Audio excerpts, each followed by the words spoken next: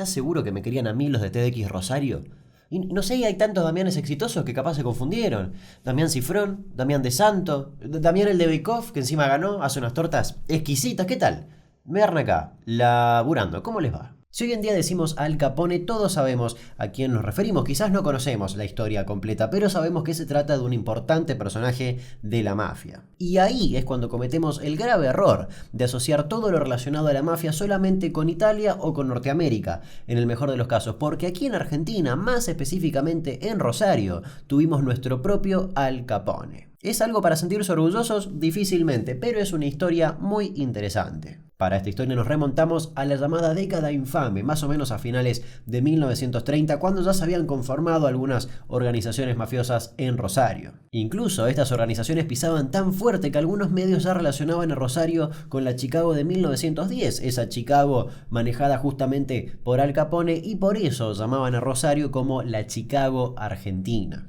Quizás uno de los primeros mafiosos que tuvo nuestro país fue José Cufaro, un hombre que era líder de una banda integrada tanto por hombres como por mujeres, originarios de Sicilia, y se dedicaban específicamente a asaltar trenes o a los secuestros extorsivos de personas de mucho poder adquisitivo. Se los conocía como la mano negra porque justamente cuando enviaban una carta a los familiares de las víctimas firmaban con una mano negra. Y sí, si no, no le dirían mano negra, es bastante lógico el apodo, ¿no? Pero bien, ¿quién era nuestro Al Capone? Este es Juan Galiffi, más conocido como Chicho Grande, un inmigrante italiano que se trajo de allá todas esas costumbres de la mafia siciliana. Y me parece importante recalcar en ese punto, todos los nombres que pasaron a formar parte de la lista de mafiosos argentinos no es que ya llegaban siendo unos capos de la mafia, salvo algunos casos específicos que ahora vamos a ver más adelante, sino que llegaban siendo gente humilde. En el caso de Galiffi, por ejemplo, llegó siendo un peluquero. Su mafia era conocida como la SMS, la Sociedad Mafiosa Santafesina,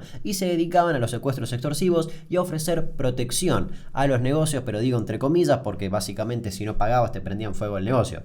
No te quedaba otra opción. Así como también manejaban los juegos clandestinos y los prostíbulos. Rápidamente se convirtió en un empresario bastante importante. Tenía propiedades en San Juan, en Buenos Aires, Rosario y hasta en Montevideo, incluidos viñedos y bodegas. Pero Juan Galiffi tenía un enemigo, aunque en esta historia es bastante complicado decir este es bueno y este es malo, pero se odiaban a muerte, y ese enemigo era Francisco Marrone, también conocido como Chicho Chico. Ya sé, no eran muy originales con los apodos en esa época, y Chicho Chico era el enemigo de Chicho Grande. La principal diferencia entre Francisco Marrone, Chico, y Juan Galiffi, Grande, era que Marrone llegó desde Italia escapando de la justicia de ese país, es decir, ya vino con bastantes antecedentes, al contrario de Galiffi, que como ya comenté, se hizo desde abajo, por decirlo de alguna manera. Y Marrone, una vez asentado en Rosario, empezó a dedicarse a lo mismo que la mafia de Galiffi, secuestros extorsivos, algunos que otros robos y cosas similares. Igualmente todo estaba planeado, y atentos acá que se viene una parte que es medio un desastre de entender,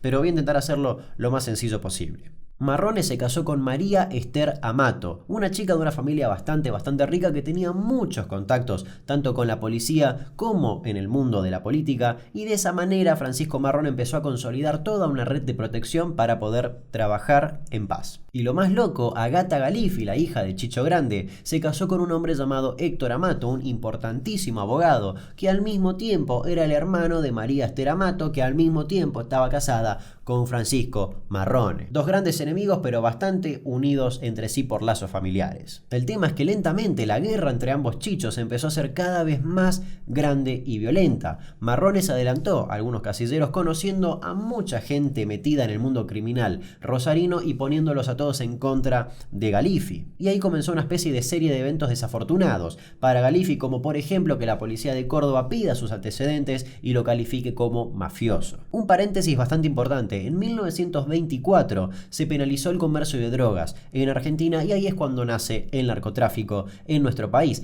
Pero las mafias no se metían con las drogas porque no era muy rentable económicamente, era mucho riesgo para poca ganancia. Y por eso se dedicaban casi específicamente a los secuestros extorsivos, un crimen que en nuestro país conocemos bastante bien a raíz de trágicos años. En fin, retomando, la mafia tenía una especie de código respecto a los secuestros extorsivos. Solamente secuestraban gente que pertenezca a la colectividad judía. Pero en 1932 cometieron un grave error. Rompieron ese código al secuestrar a Adel Ayerza, el hijo de un importantísimo médico del país. Y acá hay dos teorías. Una dice que Marrone planificó el secuestro de Ayerza para perjudicar y ensuciar a Galifi. Según esta teoría, Marrone le pidió a los Mano Negra, de quienes hablé al principio, que justamente lo secuestren para inculpar a Galifi. La otra teoría es que no, que todo fue obra de Galifi, y sea cual sea la opción correcta, todo este hecho del secuestro de Ayerza significó el fin de Chicho Grande y en cierta medida también el fin de Chicho Chico.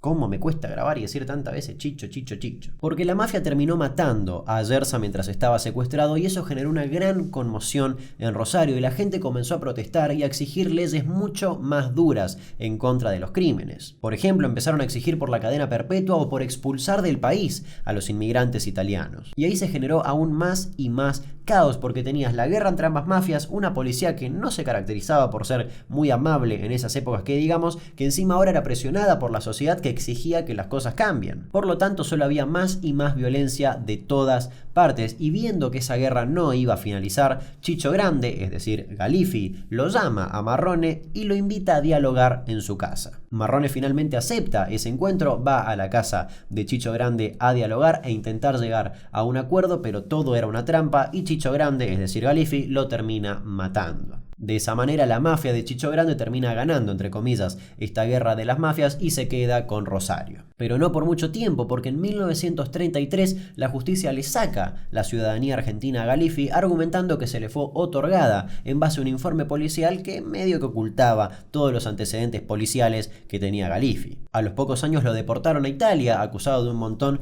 de actividades mafiosas e incluido el secuestro de Ayerza, a pesar de que se crea que fue planificado por Marrone. En 1939 lo detienen en Milán por falsificar dinero y aún tenía un documento falso argentino. Y en ese mismo año, en 1939, su hija, Agata Galifi, intentó algo así como reorganizar o rearmar toda la mafia, pero no dio ningún fruto. Le decían la pantera o la flor de la mafia e intentó junto a su pareja mover bastante dinero falso y también robar un banco en Tucumán, pero ambos planes fallaron y los dos fueron encerrados, Agata específicamente en un centro psiquiátrico. La tuvieron aislada en una celda de 3 metros cuadrados durante 9 años. Si hay que resumir un poco la historia, básicamente el novio la traicionó. El novio, casualmente, era un tipo que fue abogado de su padre en una época. Cuando detienen a la pareja, este hombre le promete a Agata que va a hacer todo lo posible para sacarla de la cárcel ni bien salga en libertad, pero nada de eso pasó. Es más, todo lo contrario, cuando salió en libertad se fue, desapareció e incluso le inició una demanda por abandono a Agata.